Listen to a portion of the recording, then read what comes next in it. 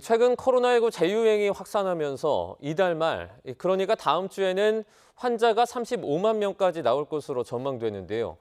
보건당국은 코로나19 치명률이 계절 독감과 비슷해 충분히 관리 가능한 수준이라고 밝혔지만 숨은 확진자가 많아 긴장의 끈을 놓지는 못하고 있습니다.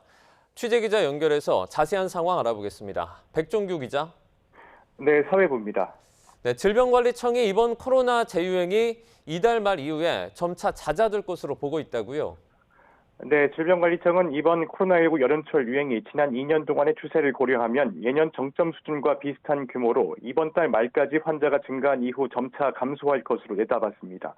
이번 유행은 지난해 코로나19 예방접종률이 41%대로 예년보다 상대적으로 낮고 새롭게 출현한 KP3 변이 바이러스의 점유율이 상승한 점, 휴가철 이동량이 증가한 점 등이 복합적으로 작용했다고 판단했습니다. 그러면서 KP3 변이는 중증도와 치명률이 낮아 코로나19 대유행과 같은 위기 상황은 아니라고 본다며 미국이나 영국 등에서도 비슷한 유행 패턴을 보이고 있다고 밝혔습니다. 이 때문에 다시 거리 두기를 하거나 위기 단계를 올리면서 대응해야 하는 수준은 아니라며 지금의 의료체계 안에서 충분히 관리 가능하다고 강조했습니다.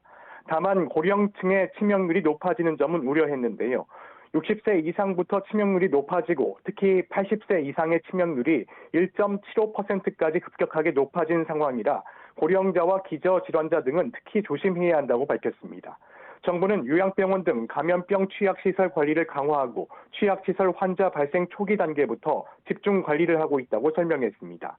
이어 기존 호흡기 감염병 예방수칙과는 별도로 코로나19 감염 예방수칙을 마련했다며 기본적 예방수칙과 함께 사람이 많고 밀폐된 실내에서 마스크 착용을 해달라고 강조했습니다.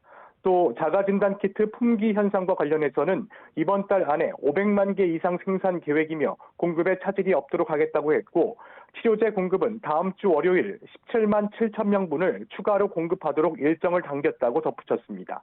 이와 함께 야간 발열 클리닉을 운영하고 상황이 악화하면 국가 지정 입원 치료 병상 등의 인프라를 활용할 계획이라는 점도 밝혔습니다.